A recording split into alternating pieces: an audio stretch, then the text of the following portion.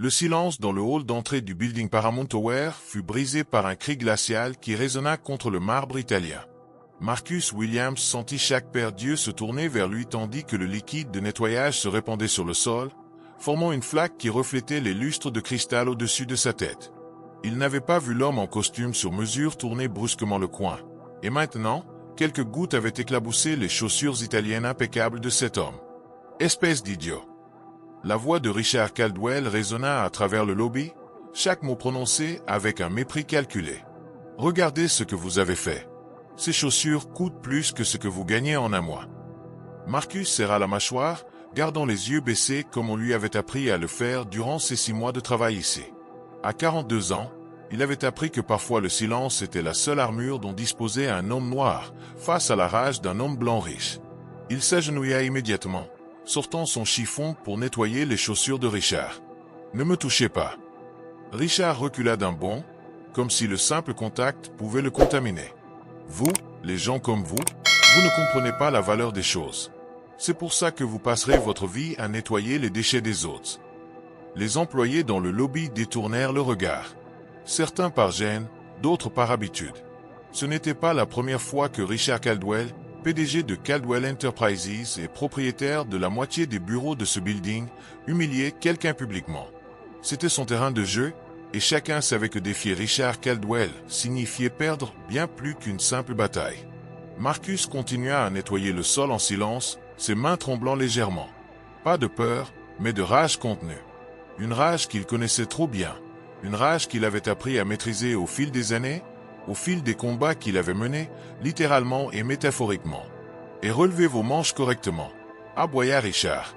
Vous avez l'air d'un clochard. Oh, attendez, c'est pratiquement ce que vous êtes. Marcus obéit mécaniquement, remontant sa manche gauche pour éviter de la mouiller. C'est à ce moment précis que tout bascula. Le tissu glissa vers le haut, révélant son avant-bras. Et Richard se figea. Son visage, rouge de colère une seconde auparavant, devint aussi pâle que le marbre sous leurs pieds. Le tatouage était impossible à manquer. Pas un tatouage ordinaire, pas une de ces inscriptions tribales ou ces dessins fantaisistes que tant de gens arboraient. Non, c'était un symbole militaire précis. Un aigle tenant un trident, un pistolet et une ancre. Les couleurs étaient encore vives malgré les années, le noir et l'or parfaitement conservés. Au-dessus, des numéros. Une date. En dessous, 3 lettres qui firent que le sang de Richard se glaça dans ses veines, NAV. C'est pas possible, murmura Richard, sa voix ayant perdu toute son arrogance. Marcus leva lentement les yeux, et pour la première fois, Richard vit quelque chose qu'il n'avait jamais remarqué auparavant dans le regard de cet homme. Une profondeur, une force, une histoire gravée dans chaque ride autour de ses yeux. Ce n'étaient pas les yeux d'un simple concierge. C'étaient les yeux de quelqu'un qui avait vu l'enfer et en était revenu. Vous reconnaissez ça, n'est-ce pas, monsieur Caldwell? La voix de Marcus était calme, posée, mais elle portait maintenant une autorité que Richard n'avait jamais entendue auparavant. Richard recula d'un pas, sa bouche s'ouvrant et se fermant comme un poisson hors de l'eau. Vous étiez. Seal de la Navy, compléta Marcus, se relevant lentement, de toute sa hauteur. Team 6. 15 ans de service, 3 déploiements en Afghanistan, 2 en Irak, 1 en Somalie. Il fit une pause, observant Richard avec une intensité qui fit que l'homme d'affaires eut envie de fuir. « Et je connais très bien votre fils, Michael. » Le nom tomba comme une bombe. Richard chancela, cherchant du regard une chaise, un appui, n'importe quoi. « Michael, comment connaissez-vous mon fils ?» Marcus baissa sa manche lentement, délibérément. Helmand Province, Afghanistan, 2019. Votre fils faisait partie de ma dernière mission en tant que chef d'équipe. Il était jeune, fougueux, fraîchement sorti de Coronado. Il voulait prouver quelque chose, probablement à vous. Les jambes de Richard faillirent le lâcher. Il s'appuya contre le mur, son visage maintenant d'une pâleur mortelle. Vous étiez là, ce jour-là, quand il a été touché, oui. Marcus hocha la tête, et quelque chose passa dans ses yeux, une douleur ancienne mais toujours vive. Nous étions en mission de reconnaissance. Ça devait être simple, discret. Mais l'intelligence était mauvaise. Nous sommes tombés dans une embuscade. Michael était à ma droite quand le RPG a frappé. L'explosion l'a projeté à 15 mètres. Richard porta une main tremblante à sa bouche. « Mon Dieu! J'ai couru sous le feu ennemi », continua Marcus, sa voix restant stable malgré la charge émotionnelle du récit. Les balles sifflaient autour de nous, faisant voler le sable et les pierres. Michael était conscient, en état de choc, avec des éclats d'obus dans le torse et la jambe. Je l'ai attrapé, l'ai mis sur mes épaules, et j'ai couru. 500 mètres jusqu'à la zone d'extraction, avec 45 kilos d'équipement plus le poids de votre fils. Chaque seconde comptait. Les larmes coulaient maintenant librement sur les joues de Richard. Autour d'eux, un cercle s'était formé. Les employés écoutant en silence, certains avec les mains sur le cœur, d'autres avec les larmes aux yeux. Le médecin de combat a dit que 3 minutes de plus, et Michael n'aurait pas survécu. Marcus fit une pause, avalant difficilement. Il m'a serré la main avant qu'il le mette dans l'hélicoptère. Il m'a dit, « Je veux être comme vous. » Je lui ai répondu, « Non, sois meilleur que moi. Rentre chez toi, vis ta vie, sois beau avec les gens. » Richard s'effondra contre le mur, glissant jusqu'au sol, sanglotant ouvertement. Je ne savais pas. Michael ne m'a jamais dit votre nom. Il a juste dit qu'un homme l'avait sauvé. Je vous ai traité comme... Oh mon Dieu, qu'est-ce que j'ai fait? Marcus s'agenouilla devant lui, mais cette fois pas en position de serviteur. Il s'agenouilla comme un égal devant un autre homme brisé. Après cette mission, j'ai pris ma retraite. Le PTSD, les blessures, le poids de toutes ces années. Je suis rentré ici, dans ma ville natale, et je ne trouvais pas de travail. Trop vieux, disait-il. Trop traumatisé. Pas le bon profil. Alors j'ai pris ce job de concierge parce que c'était tout ce que je pouvais obtenir. Parce que je devais payer le loyer, nourrir ma fille qui va à l'université. Je suis un monstre, murmura Richard, secouant la tête. Michael me parle toujours de l'homme qui l'a sauvé, de comment cet homme lui a appris ce que c'est. Richard leva les yeux vers elle, puis vers Marcus, puis vers la foule d'employés qui les entouraient. Pour la première fois de sa vie, il vit vraiment les gens autour de lui. Pas comme des subordonnés, pas comme des outils, mais comme des êtres humains avec leurs propres histoires, leurs propres batailles, leur propre dignité. « Marcus, dit Richard, sa voix brisée, je ne peux pas effacer ce que j'ai dit. Je ne peux pas reprendre ces paroles. Mais je peux faire quelque chose maintenant. » Il se tourna vers Jennifer. « Appelez le conseil d'administration. Immédiatement. Et appelez Michael. Il doit être là pour ça. » 2 heures plus tard, la salle de conférence principale de Caldwell Enterprises était remplie.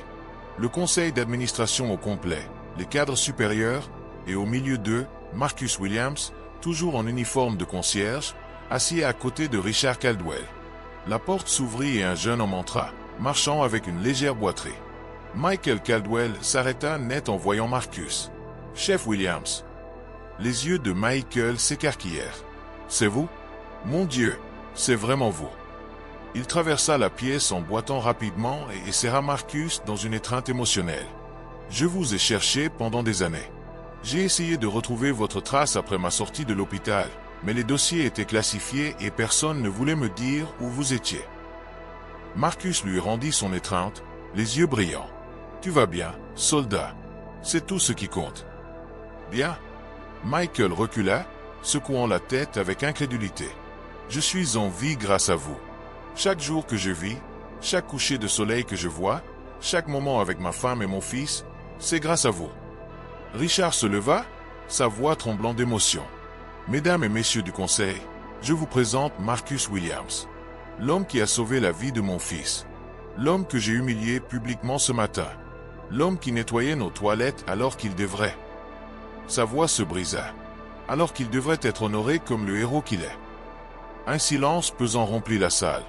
Richard essuya ses yeux et continua.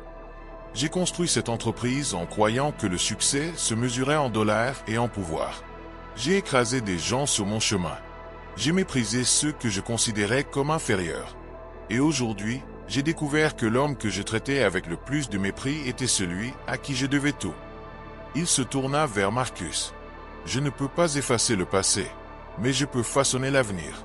Marcus Williams, je vous offre le poste de directeur des opérations de Caldwell Enterprises. Mais plus important encore, je vous demande de m'aider à changer cette entreprise, à changer sa culture, à changer qui nous sommes. » Marcus regarda Richard pendant un long moment. Monsieur Caldwell, je n'ai pas besoin de votre pitié ou de votre culpabilité. Ce n'est ni l'un ni l'autre, interrompit Richard. C'est de la reconnaissance. C'est de la justice. Et franchement, c'est égoïste de ma part parce que j'ai besoin de vous. Cette entreprise a besoin de vous.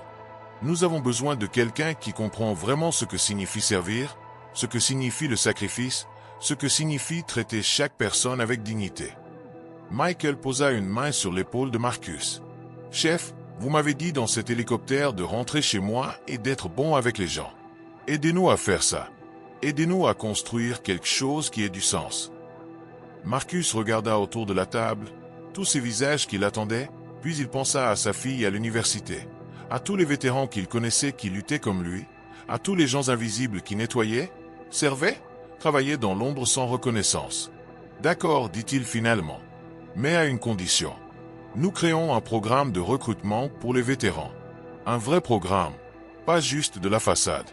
Et nous établissons une politique de salaire vital pour chaque employé de cette entreprise, du concierge au PDG. Si nous construisons quelque chose, nous le construisons sur le respect et la dignité de chaque personne. » Richard tendit la main. Marché conclu. 6 mois plus tard, Caldwell Enterprises avait embauché 50 vétérans, augmenté les salaires de base de 30%, et établi un programme de mentorat qui connectait les cadres supérieurs avec les employés de tous les niveaux. Richard Caldwell donnait maintenant régulièrement des conférences sur le leadership et l'humilité, racontant l'histoire du jour où un tatouage avait changé sa vie. Marcus Williams marchait maintenant dans les halls du Paramount Tower avec un costume et une cravate, mais il s'arrêtait toujours pour parler avec les concierges, les agents de sécurité, le personnel de maintenance. Il connaissait leurs noms, leurs histoires, leurs rêves. Et dans son bureau, accroché au mur, il gardait son ancien uniforme de concierge, un rappel que la dignité ne vient pas d'un titre, mais de la façon dont nous traitons les autres. L'histoire de Marcus et Richard se répandit bien au-delà de Caldwell Enterprises. Elle devint un symbole de ce qui peut arriver quand nous prenons le temps de voir vraiment les gens autour de nous, quand nous reconnaissons que chaque personne porte une histoire, une bataille, une valeur qui va bien au-delà de ce que nous pouvons voir à première vue.